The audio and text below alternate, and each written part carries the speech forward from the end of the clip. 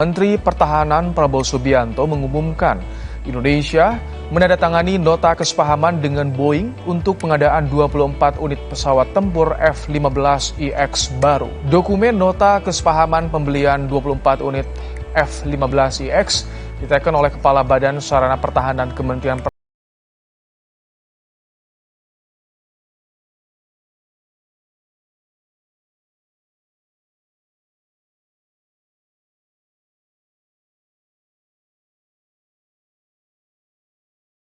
Pertahanan Amerika Serikat, Lloyd Austin, sejak November tahun lalu. Departemen Luar Negeri Amerika Serikat pun telah memberi persetujuan penjualannya ke Indonesia. Oke, halo, assalamualaikum warahmatullahi wabarakatuh, dan selamat berjumpa kembali bersama channel Novi Story.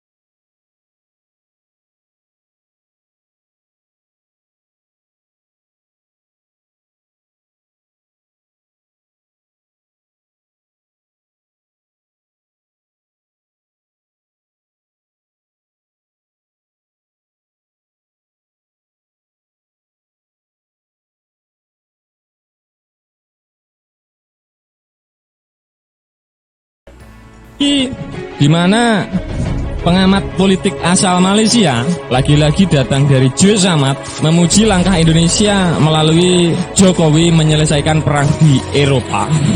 Saat Indonesia sedang disorot dunia atas usaha mulianya, ia melihat Malaysia malah ribut sendiri di dalam negeri. Ia mengkritik Bapak Menhan Malaysia Hishamuddin Hussein yang memerintahkan tentara negaranya menanam sayur. Jadi di saat TNI Indonesia pergi mendamaikan dunia, ya kan? Pengamat ini menilai Hishamuddin ini gimana ini? Saat negara tetangga kita saja sibuk untuk mendamaikan Rusia dan Ukraina, malah kita disuruh menanam sayur.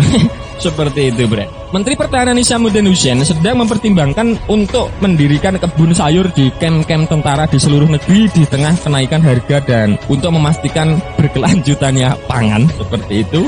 Peran keamanan nasional Kementerian Pertahanan saat ini termasuk ketahanan pangan yang sangat mengagumkan. Pangkalan tentara yang luas di setiap negara bagian sekarang dapat menanam makanan untuk memberi makan tentara. Jadi seperti itu. Dengan tentara akan menjaga ketahanan pangan bangsa. Siapa yang akan melindungi bangsa dari musuh-musuhnya? Sindir Samad dikutip dari Free Malaysian Today pada 25 Juni tahun 2022.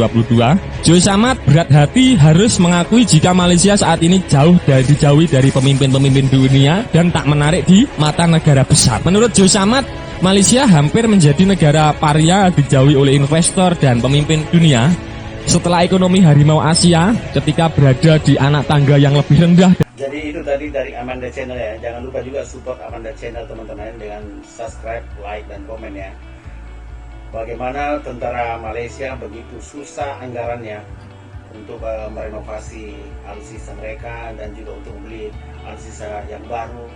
Itu anggaran Malaysia sangat susah. Jadi selain kereta cepat sudah mangkrak, anggaran militer juga sangat kurang. Indonesia dengan gencar membeli pesawat tempur Rafale 42 unit dan juga F-15IX ya 24 unit.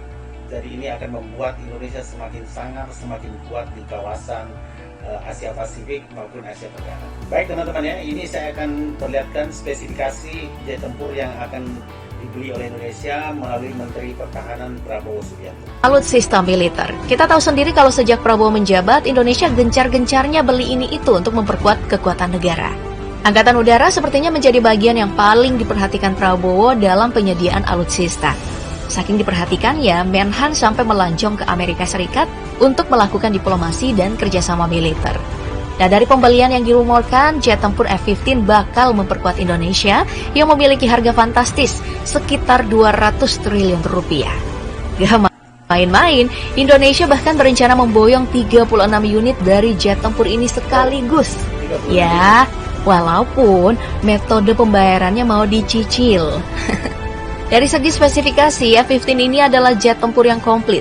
Kecepatannya bisa mencapai 3.017 km per jam dengan ketinggian 19.812 meter.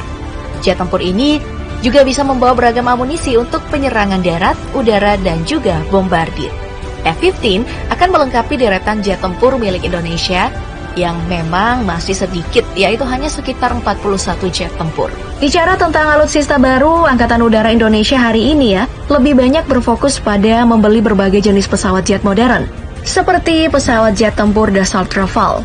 Dalam rencana modernisasi alutsista, pemerintah Indonesia setidaknya membeli 36 buah jet tempur Rafale dari Prancis.